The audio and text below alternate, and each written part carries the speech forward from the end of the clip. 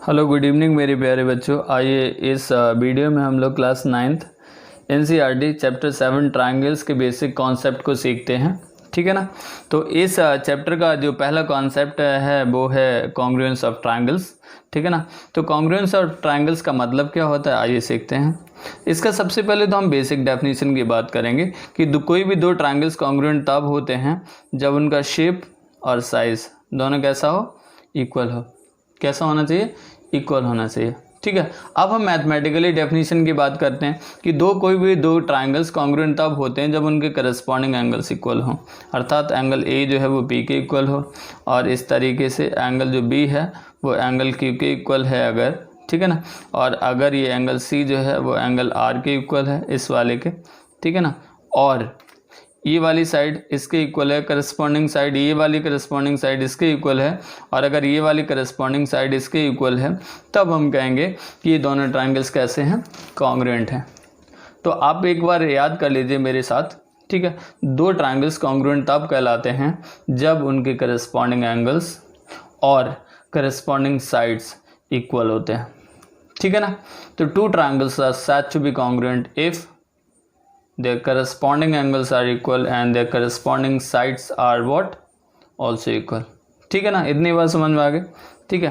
Corresponding angle की बात करोगे तो आपका ए का करस्पॉन्डिंग पी है, बी का करस्पॉन्डिंग क्यू है और ऐसे सी का करस्पॉन्डिंग आर है। ऐसे ए बी का करस्पॉन्डिंग पी क्यू है, बी सी का करस्पॉन्डिंग क्यू आर है और ए सी का करस्पॉन्डिंग यहाँ पे पी आर है। ठीक है। एक चीज़ यहाँ पे और सीखनी है कि दो साइड्स के बीच वाला जो एंगल होता है उसको इंक्लूडेड एंगल कहते हैं। ऐसे ही दो एंगल्स के बीच का जो साइड होता है उसको इंक्लूडेड साइड कहते हैं। समझिए मैं क्या कह रहा हूँ। जैसे ए बी और ए सी दोनों साइड के बीच में एंगल कौन पड़ रहा है, ए, तो इस ए को बोलेंगे इंक्लूडेड एंगल। और अगर हम ये बोलें कि एंगल ए और एंगल बी के बीच में कौन सा साइड होगा, तो आप कहोगे ए बी, तो इस ए बी को बोलेंगे क्या, इंक्लूडेड साइड बोलेंगे। ठीक है ना। तो ये वर्ड बार बार यूज होगा इसलिए मैंने इसका मतलब बता दिया। ठीक है। अगर कोई भी दो ट्रायंगल्स कॉन्ग्रुएंट हैं तो उनको सिंबॉलिकली इस तरीके से लिखते हैं क्या, कि triangle A B C is congruent to triangle P Q R. ये सिंबल होता है कॉन्ग्रुएंसी का ये। ठीक है। इसमें जो ऊपर वाला जो सिंबल होता है ना, ये शेप को रिप्रेजेंट करता है, और जो नीचे का जो इक्वल ये जो आपको दिखाई देता है ये हमेशा साइज को रिप्रेजेंट करता है। ठीक है ना। तो जो ऊपर वाली जो लाइन है ये इस तरीके से जो सिंबल बना हुआ है इसको रिप्रेजेंट करता है, हमेशा शेप को रिप्रेजेंट करता है, और जो नीचे वाला सिंबल है वो साइज को रिप्रेजेंट करता है। ठीक है ना। इतनी बात समझ में आ गई। अगली बात समझिए ध्यान से कि ए का करस्पॉन्डिंग एंगल पी यहाँ पे बोला जाता है, बी का करस्पॉन्डिंग क्यू बोला जाता है और सी का करस्पॉन्डिंग आर बोला जाता है। ऐसे ए बी का corresponding P Q, B C का करस्पॉन्डिंग क्यू आर और ए सी का करस्पॉन्डिंग पी आर बोला जाता है। इतनी बात समझ में आ गई। ठीक है ना।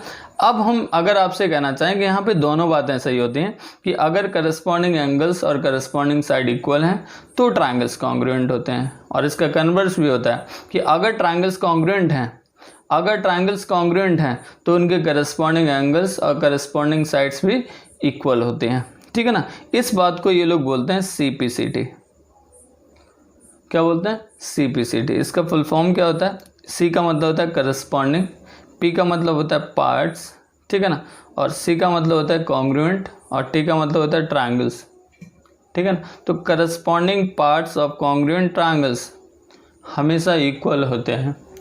Corresponding parts of congruent triangles हमेशा कैसे होते हैं, इक्वल होते हैं। ठीक है ना।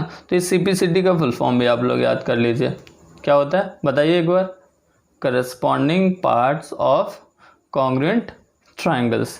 ठीक है। इतनी बात समझ में आ गई। फिर क्या हुआ कि इसका मतलब ये हुआ कि अगर तीनों एंगल्स और तीनों साइड इक्वल हैं तभी वो दोनों ट्रायंगल्स कॉन्ग्रुएंट होंगे। ठीक है ना। तो ये तो थोड़ा लेंथी काम हो जाएगा, तीन एंगल्स को इक्वल दिखाना, तीन साइड को इक्वल दिखाना, तो लेंथी काम हो जाएगा।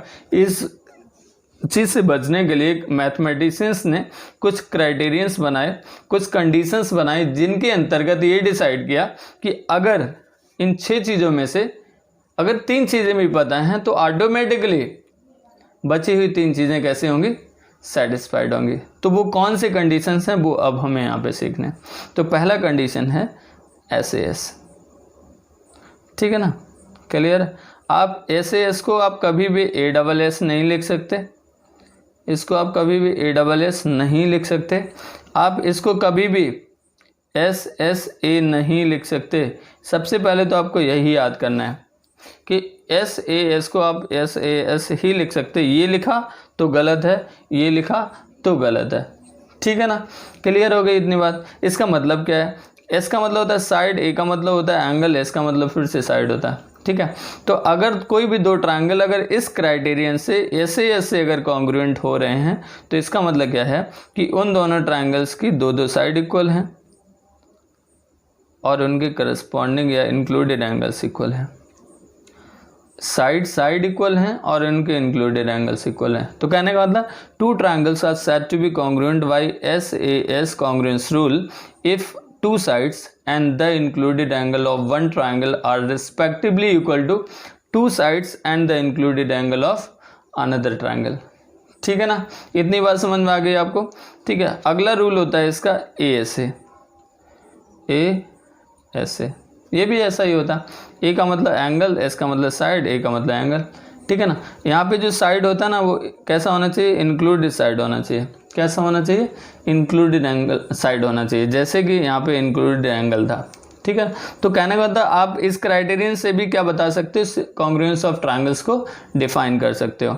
तो टू ट्रायंगल्स इस क्राइटेरियन से तब कॉन्ग्रुएंट कहलाते हैं जब कोई दो एंगल्स या two angles and the included side of one triangle are respectively equal to two angles and the included side of another triangle, ठीक है ना। अगर दो एंगल्स और उनकी इंक्लूडेड साइड दूसरे ट्रायंगल की दो एंगल्स और उनकी इंक्लूडेड साइड की अगर इक्वल हुई तभी हम इस क्राइटेरियन से इन दोनों ट्रायंगल्स को कॉन्ग्रुएंट कह सकते हैं, ठीक है ना। यहाँ पे अगर ये साइड इंक्लूडेड नहीं है, ठीक है ना, तो AAS भी वर्क करता है, मतलब S को पीछे ले आओ और ये भी काम करता है, तो दिस इज वैलिड वन। लेकिन अगर आपसे ये पूछा जाए क्या SAA काम करेगा, आप फिर से मना कर दोगे कि SAA कोई भी क्राइटेरियन नहीं होता है। अगली बात समझिए ध्यान से, अगला क्राइटेरियन होता है SSS। सबसे आसान यही होता है कि if all the three sides of one triangle are respectively equal to all the three sides of another triangle then the two triangles are said to be what, congruent, ठीक है ना। और इसी में चौथी क्राइटेरियन होती है RHS। R का मतलब होता है राइट ट्रायंगल से होता है, ठीक है ना। तो कोई भी दो राइट ट्रायंगल्स, ये क्राइटेरियन तब यूज करा जाता है जब दो ट्रायंगल्स कैसे हो, राइट ट्रायंगल्स हो, ठीक है ना। तो two right triangles are said to be congruent if hypotenuse and one side of one right triangle is correspondingly equal to hypotenuse and one side of another triangle, ठीक है ना। तो ये अगर सारे क्राइटेरियन अगर आपको याद हैं, आपकी अंडरस्टैंडिंग में अच्छे से आते हैं आपको, ठीक है ना, तो then definitely you will be able to do all the questions of the exercise. आगे हम लोग वीडियो बनाएंगे, उसमें बहुत सारी और अच्छे अच्छे क्वेश्चन भी करेंगे, ठीक है ना। आज का जो वीडियो था वो बेसिक कॉन्सेप्ट के ऊपर था, और अगर आपने इस वीडियो से कुछ भी सीखा हो, ठीक है ना, क्लियर है, तो हमारे वीडियो को आगे बढ़ाइए, ठीक है। अब दोस्तों को भी दिखाइए, सबको दिखाइए और उनसे बोलिए प्लीज़ इसको देखिए, आपको कुछ ना कुछ अच्छा लगेगा, कुछ सीखने को मिलेगा, ठीक है। और thank you so much for watching the video, thank you so much guys.